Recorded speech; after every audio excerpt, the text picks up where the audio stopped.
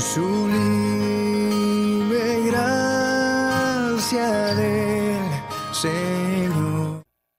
Continuamos con nuestra serie de exposiciones sobre ¿qué tema estamos estudiando, hermana Marora? Teoría del paréntesis, muy bien. Las 70 semanas de Daniel, muy bien, hermano Nemesio. Venimos tratando los tres pilares fundamentales del dispensacionalismo, que son ¿cuáles?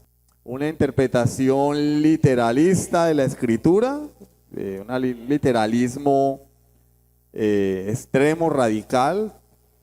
La segunda, la dicotomía, no lo comía, dicotomía entre Israel y la iglesia, o sea, una separación muy marcada, muy rígida entre Israel y la iglesia.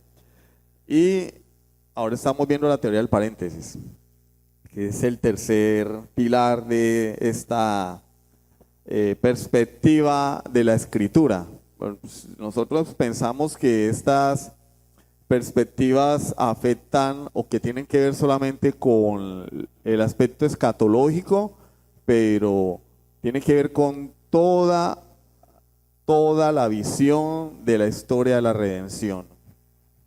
Esto no solamente es lo que el creyente piensa del futuro, no.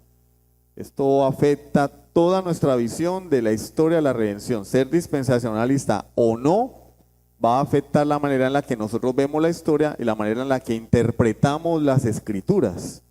Y por ende, la manera como vivimos, porque nuestra práctica cristiana se deriva de nuestro entendimiento de la Escritura.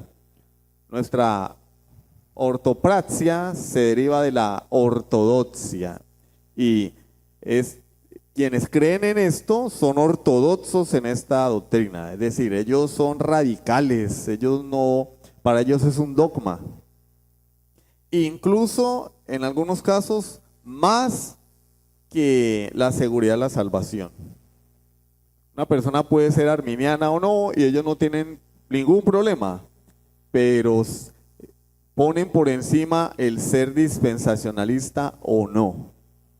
El dispensacionalista radical dice: no me toquen a Israel.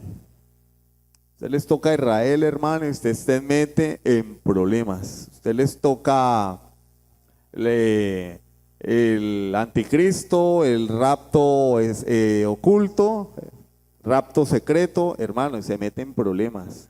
Porque eso es un Dios. Se ha convertido en un Dios para la iglesia moderna. A veces las personas no es que no entiendan la visión bíblica, histórica, llamémoslo en cierto modo cristocéntrica, reformada de la historia de la redención, es decir, la visión pactual, la teología del pacto. A veces el problema no es intelectual, es un problema moral. Tal vez no es que la gente no entienda, es que no quiere entender. No quiere entender. Es decir, no, a mí me enseñaron esto es lo que yo creo y no me importan tus argumentos.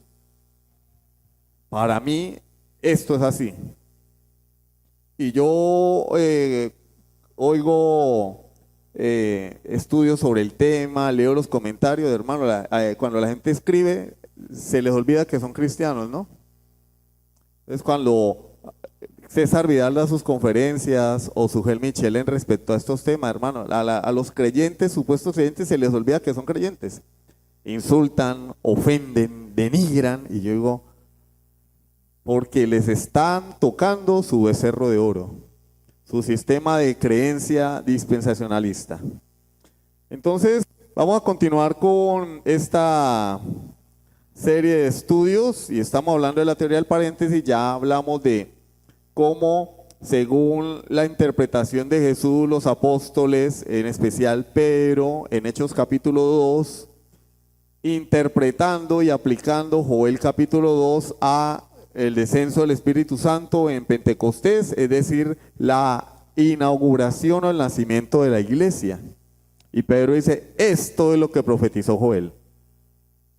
El dispensacionalista, por su visión sionista, y judía de la Escritura, dice no, eso es en el futuro, porque las promesas se cumplen es en Israel, no en la iglesia.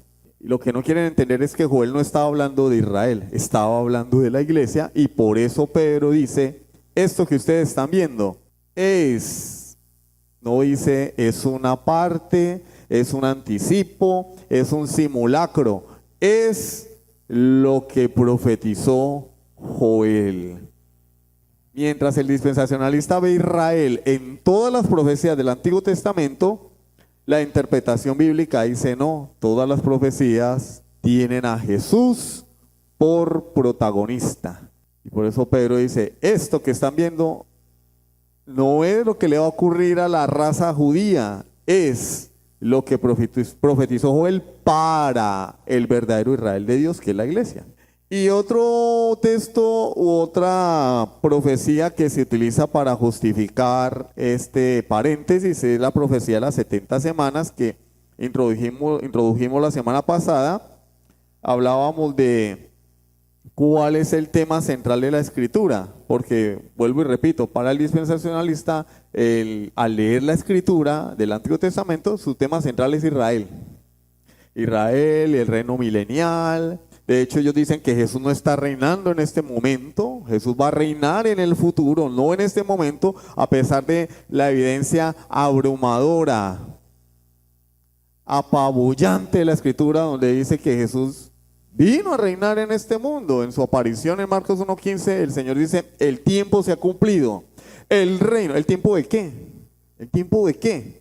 El tiempo se ha cumplido, el reino de los cielos se ha acercado, arrepentidos y creed en el Evangelio. Cuando Jesús resucita y está ascendiendo, despidiéndose de sus discípulos y de los apóstoles, él dice, Mateo 28:18 en adelante, toda potestad, ¿qué dice Jesús? Toda potestad me es dada en los cielos y en la tierra. Él no dijo, toda potestad me va a ser dada en un reino milenial, porque pues por el momento yo no soy rey, estoy esperando y cuando todos los judíos se arrepientan y vengan a mí, entonces ahí sí voy a reinar en el futuro reino milenial, donde Jerusalén va a ser la central de todas las naciones y el lobo va a jugar con el cordero y el niño va a jugar con la culebra. Me es dada en los cielos y en la tierra. Yo reino, yo soy el rey. Jesús hablando con Pilato le dice, mi reino no es de este mundo. ¿Ve? Los judíos esperaban un rey que entrara con un caballo blanco, boleando la espada a todo el mundo, asesinando a los romanos, que eran los enemigos de la nación. Y lo que vieron fue un carpintero. Él no tenía ni dónde dormir, no tenía casa propia, no tenía un rancho.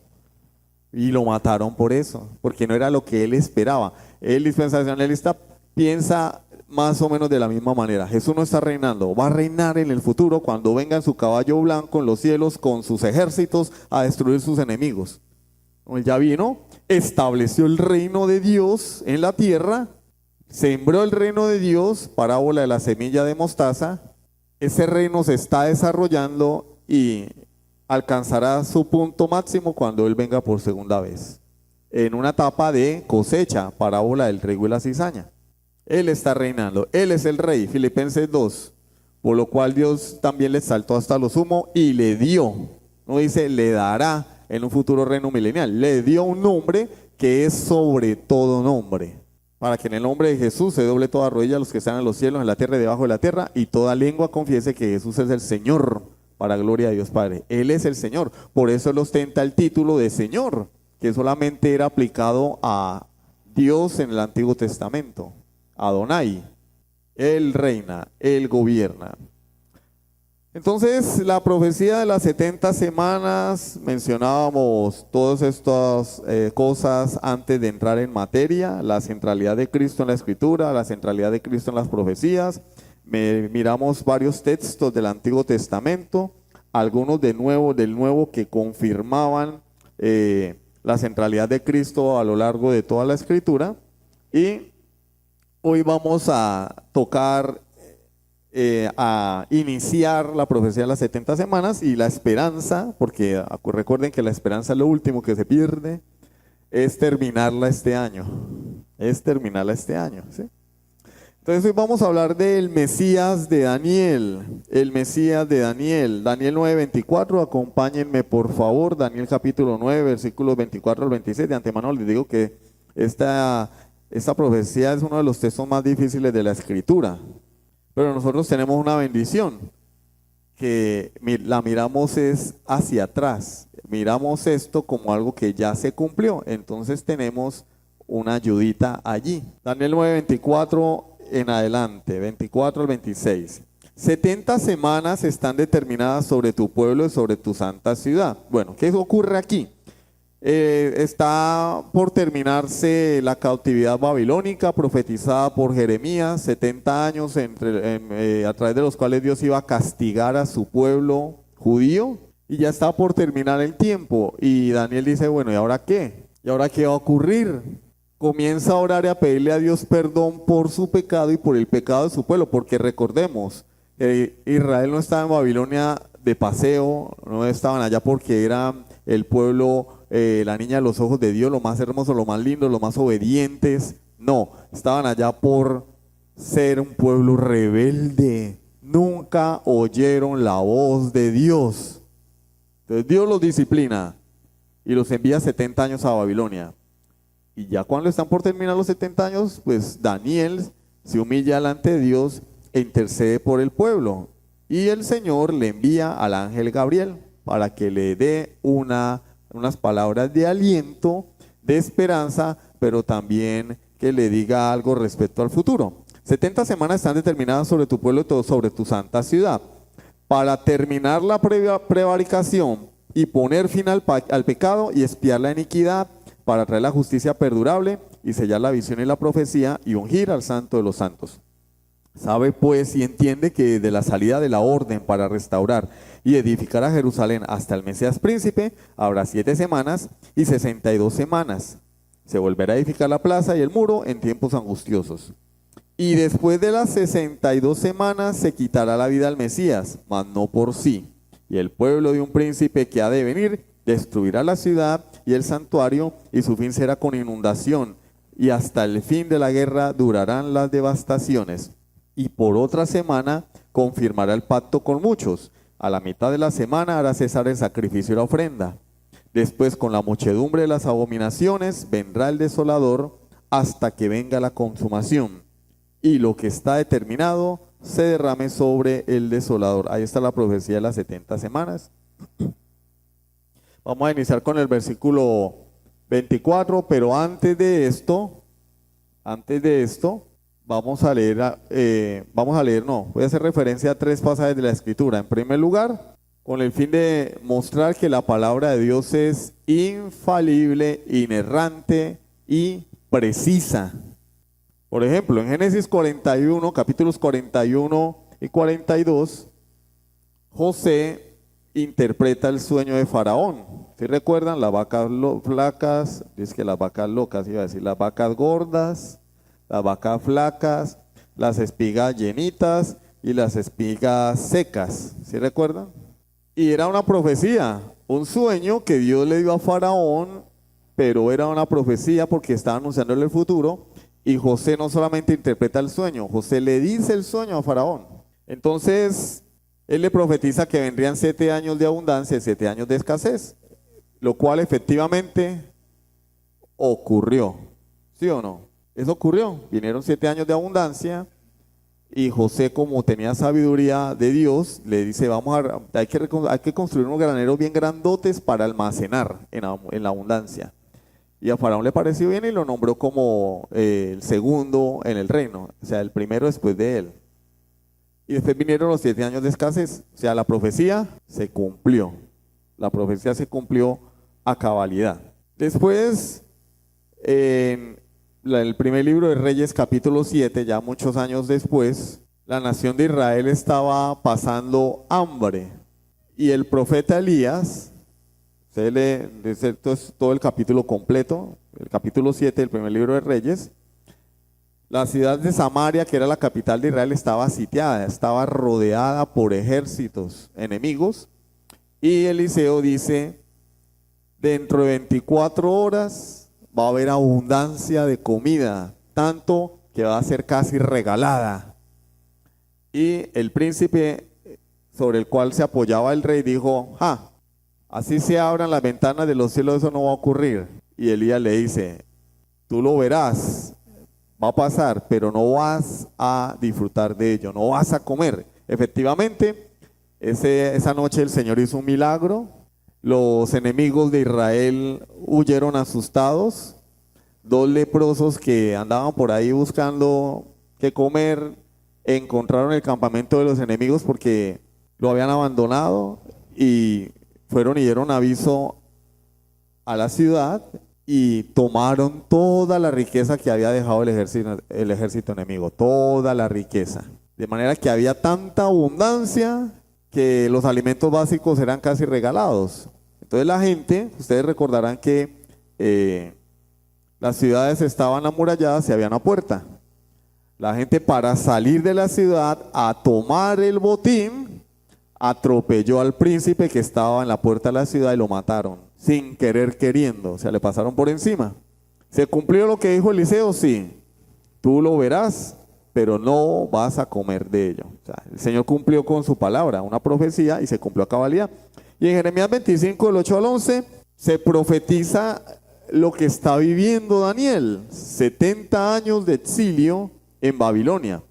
Y Jeremías le profetiza al pueblo judío, les dice que se arrepientan, y ellos dicen no, no y no. Efectivamente llega el rey Nabucodonosor y arrasa con la ciudad. Toma cautivos a los príncipes y los judíos pasan a ser siervos de Babilonia. 70 años. ¿Se cumplió? Se cumplió. Aquí en Daniel hay otras profecías que se han cumplido. Por ejemplo, todo lo que profetizó Daniel, pues que esto es tema de otro estudio, está relacionado, pero es parte de otro estudio. Todo lo que profetizó Daniel sobre Babilonia, Persia, Medo-Persia, Grecia, lo que sucedería con esos reinos, que son las visiones de las diferentes bestias que están más hacia atrás, en el capítulo 8, hacia atrás. Ahí está lo que sucedería, incluso allí se habla de Alejandro Magno, aunque no aparece el nombre, y eso se cumplió. Alejandro Magno conquistó el mundo conocido y cuando murió, pues 4 reyes se levantaron porque él no tenía hijos y se repartieron el imperio helénico, el imperio griego. Y eso es tema de otro estudio. Pero eso se cumplió, eso ya se cumplió. El dispensacionalista dice, no, el cuerno pequeño es el anticristo. No, hermano, eso ya se cumplió. Se cumplió porque Dios cumple su palabra es perfecta e infalible. No hay huecos. El problema de estas personas es que estas personas ven huecos en la profecía de Dios. ¿Cuál es el tema principal de la profecía de Daniel capítulo 9? El reino milenial, la llegada del anticristo, la Unión Europea, el microchip, los 7 años de tribulación, que para ellos son la última semana de las 70. No, Daniel capítulo 9 tiene 4 temas y ahí están explícitos. Número 1, versículo 25. La restauración de Jerusalén. Sabe pues y entiende que de la salida de la orden para restaurar y edificar a Jerusalén, que es lo que el ángel está diciendo a Daniel, tal como lo profetizó Jeremías, Jerusalén va a ser restaurada. 2, la aparición del Mesías, hasta el Mesías príncipe. Porque recordemos que los judíos esperaban un Mesías. Y le va a decir, va a venir el Mesías. Primero va a ser restaurada Jerusalén. Y después va a venir el Mesías. Y le dice los tiempos que ocurrirían. 3, la muerte del Mesías. Daniel, el Mesías va a venir, pero te tengo una mala noticia. Lo van a matar. Las cosas no son como tú piensas. Él va a venir acá y va a vencer a las naciones y Israel va a ser más poderosa que en los tiempos de David y Salomón. No, el Mesías va a ser asesinado. Por eso dice, se le quitará la vida al Mesías, versículo 26, mas no por sí. Lo iban a matar. Iba a ser asesinado. Lo que significa eso. Y 4, la destrucción de Jerusalén. Versículo 26, el pueblo de un príncipe que ha de venir destruirá la ciudad y el santuario, Su fin será con inundación, hasta el fin de la guerra durarán las devastaciones. Daniel, Jerusalén va a ser restaurada, el templo va a ser restaurado, va a venir el Mesías, pero el Mesías va a morir, lo van a asesinar y el templo y la ciudad van a ser destruidos. O sea, primero le llama buenas noticias, ¿no? Y después le daña las buenas noticias. Como dice el pastor Sergio Ruiz, la capacidad dramática de Dios. Primero le dio buena noticia y le dice, no, pero no es tan bueno, lo van a matar. Como cuando uno le cuentan el final de la película, ¿no? No, bueno, al final muere el protagonista. Bueno, esa es la profecía de las 70 semanas. Estos son esos 4 temas o subtemas de esta profecía. Ahora bien, los tiempos, él inicia dándonos tiempos, 70 semanas, versículo 24, 70 semanas están determinadas, ¿cómo? Sobre tu pueblo y sobre tu santa ciudad. 70 semanas, no 69 semanas y 2000, 3000, 4000, 5000 años después, una semana más. No, 70 semanas. ¿Qué viene después del 69? El 70. Después del 69 no se detiene el reloj profético. ¿De dónde salió eso? No sé, hermano, ¿de dónde salió eso? No sé de dónde salió. Ah, bueno, yo sí sé de dónde salió. Ahora, lo que pasa es que no alcanzo a comprender por qué se inventaron eso. Eso salió de Manuel Lacunza, de Darby, de Scofield, de Charles Ryrie, de películas como Dejados Atrás, pero no salió de la Biblia. Eso es lo que no alcanzo yo a comprender. ¿Cómo sacaron eso si no está en la Biblia? Pero ahí está. 70 semanas, no 69, luego se detiene el reloj profético, quién sabe hasta cuándo, y después, algún día, un día de estos, como me decían a mí, cuando no me compraban, un día de estos se va a reiniciar el reloj y vendrá la semana 70. No, 70 semanas están determinadas no sobre el mundo entero. La profecía no es para el mundo. No es la semana 70 un tiempo en el cual va a haber un gobernador mundial que va a salir de Europa, de la Unión Europea, de la ONU, un gobernador a nivel mundial, y el que no lo adore entonces lo van a matar, y el que se deje poner un microchip entonces ese va a perder la salvación si era salvo. Se va a volver como un zombie. No, esto no habla de eso. Mire, leamos bien. 70 semanas están determinadas sobre tu pueblo y sobre tu santa ciudad. Esto tiene que ver es con los judíos. Acá no hay anticristo mundial. Aquí no hay gobierno mundial. Aquí no hay Unión Europea. Aquí no hay Estados Unidos. Aquí no hay Rusia. Aquí no hay comunismo ni capitalismo. Acá se está hablando de los judíos, sobre tu pueblo y sobre tu santa ciudad. ¿Por qué? Porque volvamos a lo mismo. Han pasado 70 años y Daniel le pide a Dios perdón por su pueblo, por su nación, porque va a terminar el exilio y parece que las cosas no van a cambiar, o no se sabe si en realidad va a terminar el exilio. Y entonces le dice, tranquilo, el exilio va a acabar. Jerusalén va a ser reconstruida, el templo va a ser reconstruido, vendrá el Mesías que tú esperas, pero lo van a matar y el templo va a ser destruido después. Esto tiene que ver con los judíos. ¿Para qué? Terminar la prevaricación. ¿Cuál es el propósito de este tiempo, de estas semanas? Terminar la prevaricación, poner fin al pecado, expiar la iniquidad, traer la justicia perdurable, sellar la visión y profecía y ungir al Santo de los Santos. Y la semana pasada nos preguntamos, ¿dónde está el anticristo ahí? ¿Dónde está el paréntesis de 2020? Bueno, de 2000 años. Llevamos 24, nos faltan como 3 añitos para cumplir los 2000 años exactos desde que Jesús inició su ministerio terrenal.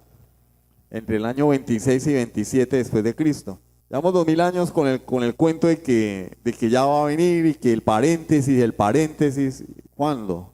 ¿Está ahí el paréntesis? ¿Están los 2000 años, los 3000? ¿Dónde está el anticristo acá? No está. Estás hablando de Jesús. Versículo 24. ungir al santo de los santos. El santo de los santos no es el anticristo. Versículo 25. Sabe pues, entiende que de la salida de la orden para restaurar, edificar a Jerusalén hasta el Mesías príncipe, ahí no habla del anticristo, hermano, porque es el centro de las profecías apocalípticas que ellos llaman, es el anticristo. Es que acá no está. Versículo 26. Después de las 62 semanas se quitará la vida al Mesías. El centro es el Mesías y su obra. Ahora, ¿cuándo se inició esto?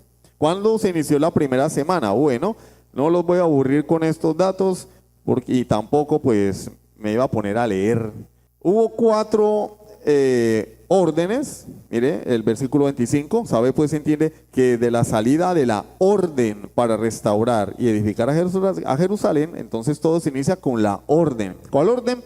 Bueno, cuando el rey de turno, porque hubo varios, el rey de turno pues dio la orden para que los judíos salieran y pudieran reconstruir su ciudad y su templo.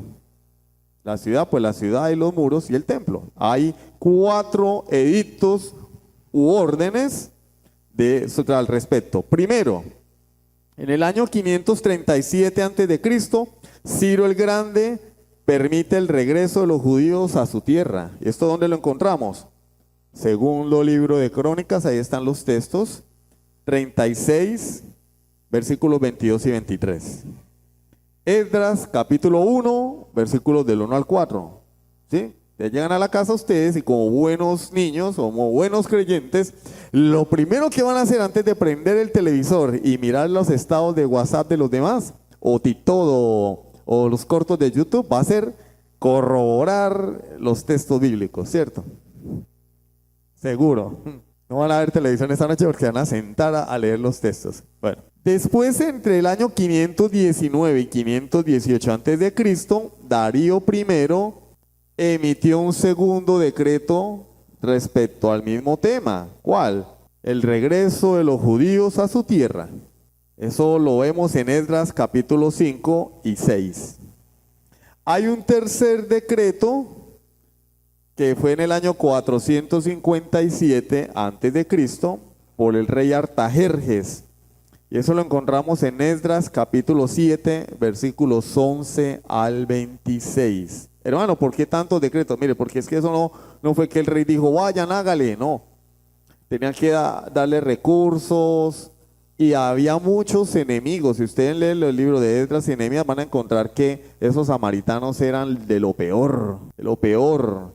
Se levantaban contra los judíos cada vez que ellos emprendían el viaje, cada vez que ellos emprendían la reconstrucción del muro, del templo.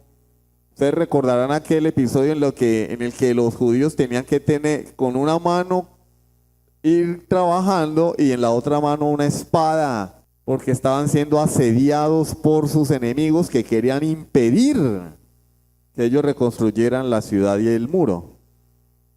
Esto tardó años, pero en el 457 a.C., el rey Artajerjes definitivamente envía a los judíos a su tierra para que la reconstruyan. Esdras 7 del 11 al 26. Después de eso, en el 444, el mismo rey Artajerjes confirma su orden. ¿Sí? Emitió otro edicto, pero era confirmando su orden del año 457. Esto lo encontramos en Nehemías capítulo 2, versículos del 1 al 8. Ahora bien, hay 4 decretos. ¿Cuál de los 4 es el que nosotros vamos a agarrar? El que vamos a decir, este es el decreto, aquí empiezan las 70 semanas. Bueno, pues el del 457. ¿Por qué razón? Como dijo Diomedes, porque en el 457 antes de Cristo, bueno, hay otra razón que la voy a dar ahorita más adelantico, pero en este año, lo encontramos en Esdras 7:7, el rey Artajerjes permite el renacimiento legal de la nación judía con capital en Jerusalén, le otorga autonomía, independencia. Gracias a esta orden, los judíos ya podían restablecer el culto a Dios, poner sus propios sacerdotes, gobernadores y jueces con plena autoridad política y religiosa. Les libera de tributos contribuciones o rentas al imperio medio persa, y no solo eso, les da los recursos para que vayan y reconstruyan el muro y el templo. Entonces, este es el más sobresaliente de los edictos relacionados con esto. Ahora bien, pongámosle ahí pausa, pongámosle en stand-by, y ahorita les doy la otra razón por la cual creemos que este es el edicto. Antes de ello vamos a hablar de cómo el dispensacionalista ve las semanas de Daniel, las 70 semanas. Él dice, no se han cumplido todas, solamente se han cumplido 69. De la semana 1 a la 7, ¿sí? Que inicia con el decreto de Esdras, 457 a.C., el decreto de Artajerjes, en eso estamos de acuerdo. Bueno,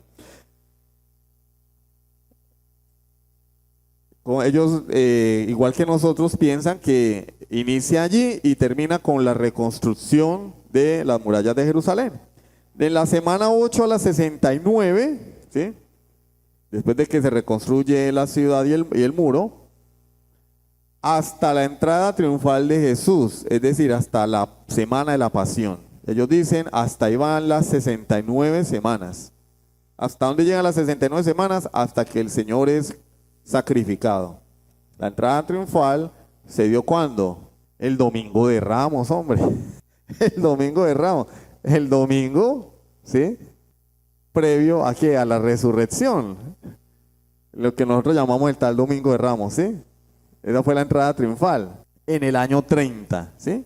Y después de eso, ellos sacan el paréntesis. Ahí sale el paréntesis. Ahí aparece el paréntesis, ¿no? Mire, ya el Señor murió, semana de la pasión. Ahora aquí, pausa, hermano, pausa, y ¿hasta cuándo vamos a reanudar la película? No se sabe. ¿Por qué? Porque Apocalipsis dice, no, ya me voy a meter con Apocalipsis. Pausa, ¿por qué? Porque la profecía de las 70 semanas, ¿sí?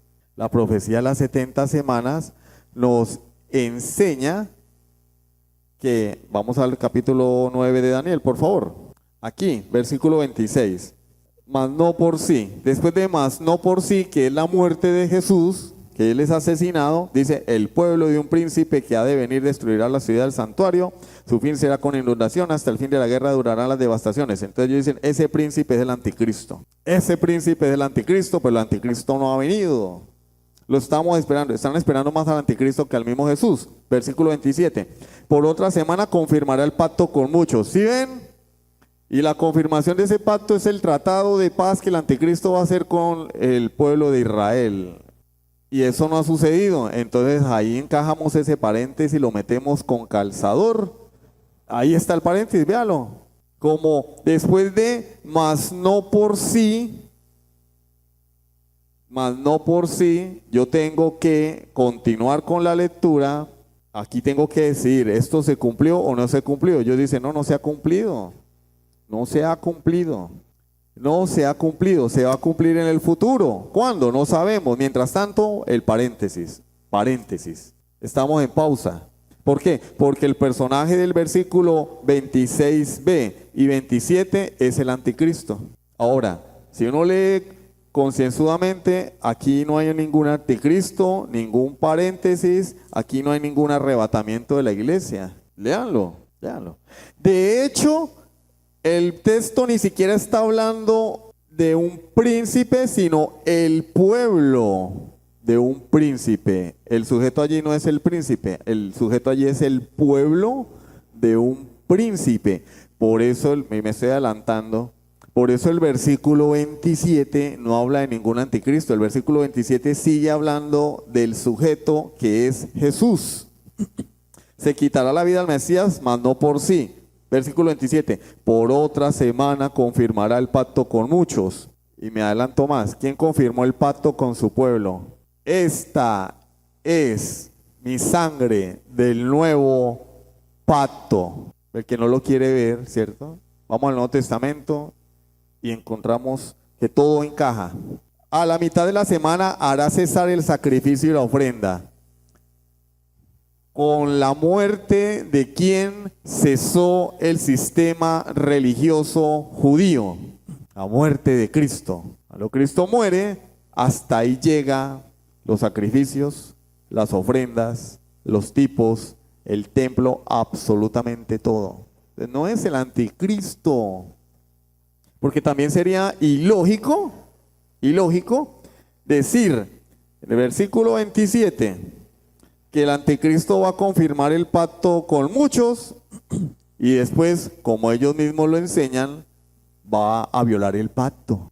Pero ya saltan a otra profecía, ya empiezan a hablar de Antíoco Epífanes, que eso ya ocurrió, y dice, mire, él violó el pacto. No tienen que ver lo uno con lo otro. Aquí está hablando de Jesús, pero eso lo vamos a ver más adelante si el Señor nos lo permite. Entonces esta interpretación es completamente futurista. La interpretación dispensacionalista es futurista. Eso va a pasar en el futuro, eso va a pasar en el futuro, pero no, eso ya ocurrió. El paréntesis hasta el día de hoy ha durado y quién sabe hasta cuándo va a durar. Lo que no ven acá es que acá se está hablando de la destrucción del templo y la destrucción de Jerusalén. Se está hablando del nacimiento de la iglesia porque está diciendo que él va a confirmar el pacto con muchos.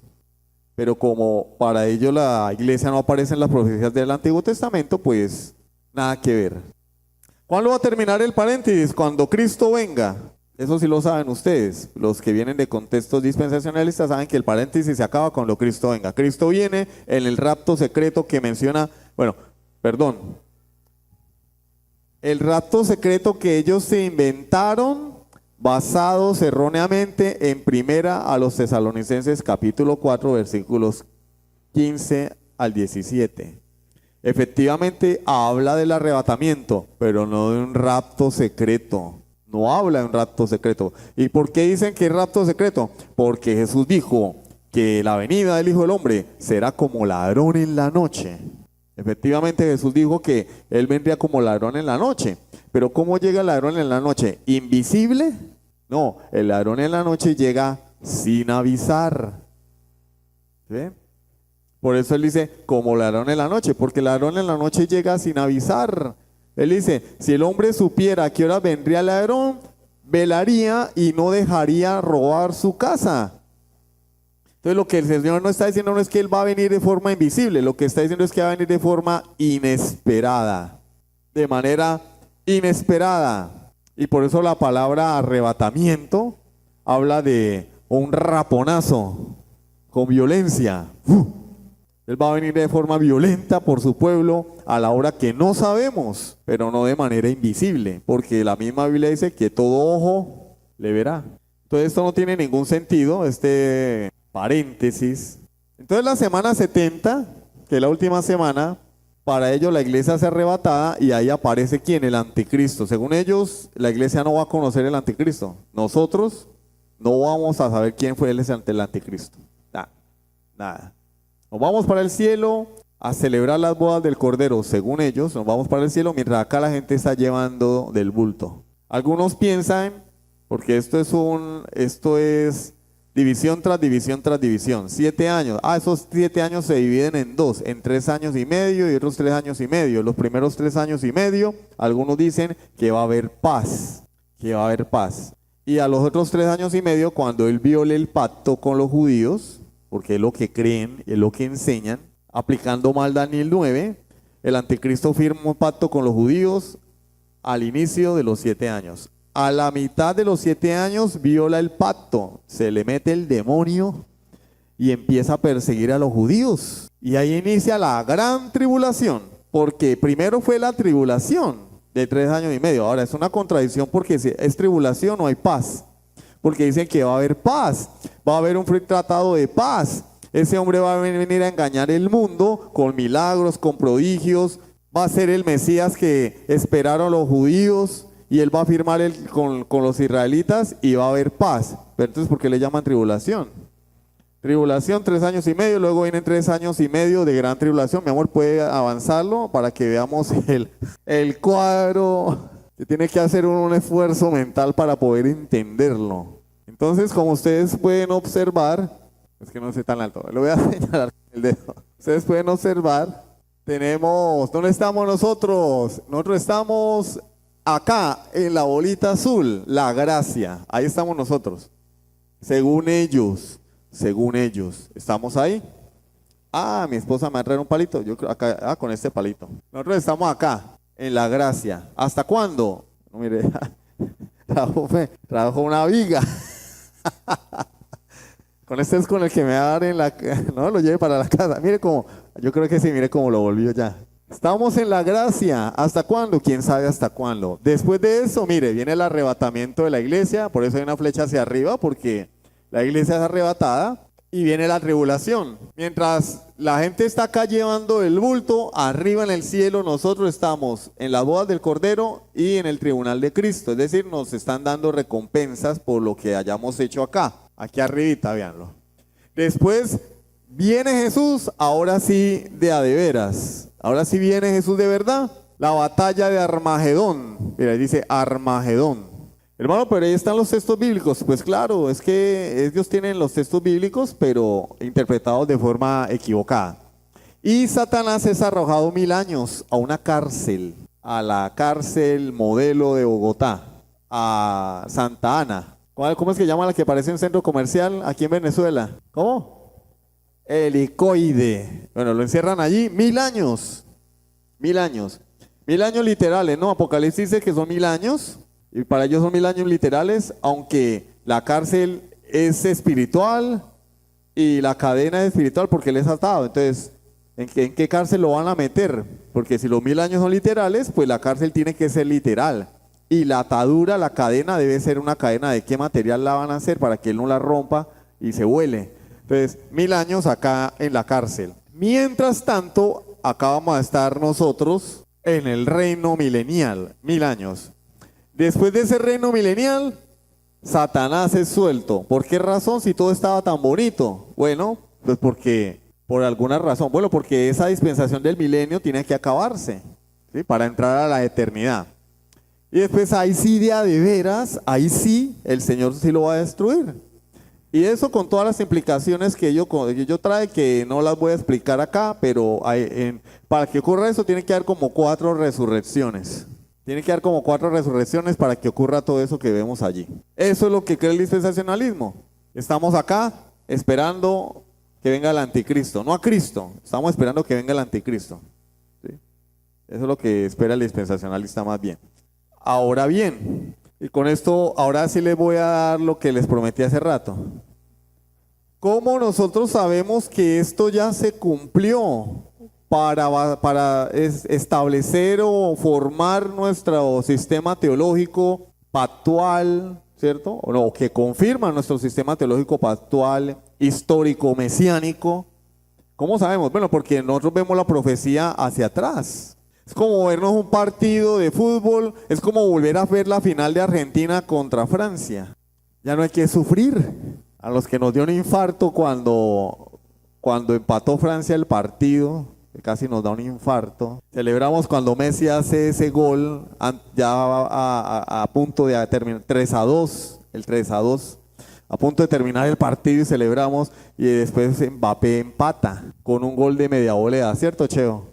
Y cuando viene la tajada del Dibu Martínez ya en el último segundo del partido a Colomani, ¿sí fue? El que sufrimos. Pero ahora, si yo veo el partido, ya no sufro porque ya sé lo que pasó. Miro la historia hacia atrás, a un evento que ya ocurrió. Entonces, de la misma manera, la profecía de las 70 semanas, ahora que estamos nosotros de este lado de la historia, 2024 años después de Cristo, pues la miramos hacia atrás, como cosas que ya ocurrieron, porque la historia misma nos lo va a decir. Miren, la palabra de Dios dice, que son 69 semanas desde la orden, semanas de años. La palabra hebrea allí es una semana de años, o sea, cada semana son 7 años. Si son 70 semanas, ¿son cuántos? 70 por 7. No, 70 por 7 son 490. 490 años. El ángel le está diciendo a Daniel, lo que le falta a tu pueblo son 490 años, 70 semanas de 7 años. Pero desde la salida de la orden hasta el Mesías príncipe, dice, van a haber 69 semanas. 7 semanas y 62 semanas, versículo 25. 7 semanas y 62 semanas, 49 años para reconstruir. Después de la reconstrucción, 62 semanas hasta la aparición del Mesías. Entonces, 69 por 7, ¿cuánto da? Yo no lo hubiera puesto. 483 años. Es lo que iba a suceder entre la orden de Artajerjes hasta la llegada del Mesías. ¿La orden fue dada en qué año? 457 antes de Cristo por el rey Artajerjes. Eso lo vemos en el libro de Esdras. 69 semanas, 483 años, menos la fecha del edicto, me da 26 o 27 años después de Cristo. Esa es la fecha o la época en la que el Mesías príncipe no nacería, aparecería. Esa es la fecha en la que el Mesías principal aparece. ¿Por qué 26 o 27, hermano? Porque nuestro calendario tiene un margen de error de 4 años aproximadamente, porque cuando el Papa de turno quiso cambiar el calendario romano al calendario nuestro, que es el calendario gregoriano, a la persona que le dejaron para hacer los cálculos, el hombre se equivocó. Porque los romanos se regían por el día de la fundación de Roma. Y ahí comenzaron a contar. Pero el Papa le dice a este hombre, que en ese momento se me va el nombre, le dijo, no, el calendario debe arrancar en el nacimiento de Jesús. Pero pues este hombre se equivocó en los cálculos, tuvo un error de 4 años, pero como ya después todo el mundo ya reconocía el calendario y todo, pues se dejó así. De manera que Jesús no nació en el año 0, Jesús nació en el año 4 antes de Cristo. Por eso en el año 26 o 27, él ya tenía 30 años cuando inició su ministerio terrenal. Y como vemos nosotros esto en retrospectiva, coincide con la profecía, porque es cuando aparece el Mesías príncipe, cuando viene y su ministerio terrenal que duró 3 años y medio. Mi amor, ¿puede avanzar la diapositiva? Al cuadrito, mi amor. Esa. Aquí, 27 después de Cristo. ¿Qué queda? 1 semana, 7 años. Y en esa semana del ministerio del Señor se cumple lo que dice Daniel. Media semana, porque su ministerio terrenal duró 3 años y medio. Duró 3 años y medio. Mi amor, ¿puede avanzar la diapositiva? La siguiente. Acá está ya. ¿Cómo sabemos eso? Por los datos. El bautismo de Jesús, otoño del 27, la crucifixión, la primavera del año 31, y también por las Pascuas que menciona la Escritura, que no lo vamos a mencionar acá, más adelante lo vamos a mencionar. Esto lo vamos a ver más adelante con mayor detalle. Hacia atrás, mi amorcito, por favor. Su ministerio terrenal duró 3 años y medio. Y allí ocurre, él confirma el pacto con muchos, lo que dice el profeta Daniel, hace cesar el sacrificio y la ofrenda, porque a los 3 años y medio de él haber sido bautizado fue crucificado. Y la otra media semana, recordemos, 70 semanas están determinadas sobre tu pueblo y sobre tu santa ciudad. La otra media semana, los otros 3 años y medio, fue el tiempo que duró la predicación del evangelio exclusivamente a los judíos. Es decir, hasta la muerte de Esteban. Después de eso, se comenzó a predicar el evangelio a los gentiles. ¿Sí ven? Porque las 70 semanas son con el pueblo judío. Finalizan cuando inicia la predicación al mundo gentil. Ya Dios no trata más con Israel, con el Israel nacional. Y se cumplen las 70 semanas que están determinadas sobre tu pueblo, Daniel, y sobre tu santa ciudad, es decir, el pueblo judío. Dios le está diciendo a Daniel, Daniel, 490 años voy a tratar con el pueblo judío. Y después no más. Y le dice lo que ocurriría. Efectivamente, así ocurrió. Entonces no tenemos que ponernos a dar vueltas, que si el anticristo va a venir, que si el paréntesis, que los 2000 años, que el microchip. No, hermano, eso ya se cumplió. Pero hay muchas cosas más que quedan en el aire, ¿sí? El príncipe que ha de venir, el pueblo, la desolación, la abominación desoladora, la tribulación, la gran tribulación, cosas que pues, si Dios nos lo permite, las vamos a ver más adelante. Claro que yo ya hablé de esto en un estudio hace 2 años sobre la escatología reformada. No debería volverlo a repetir, pero si me animo, les menciono algunas cositas, ¿listo? Vamos a dejar hasta ahí por hoy. Hermano, ¿qué podemos aprender de esto? Mucha información, muchas cosas. Por favor, vuelvan a escuchar el audio. Yo les envío las diapositivas para que en casa repasen como buenos cristianos. Pero ¿qué podemos aprender de eso, hermano? Que Dios es el dueño del tiempo. Dios controla el tiempo. La palabra de Dios es inerrante, infalible, precisa. Sublime gracia del Señor.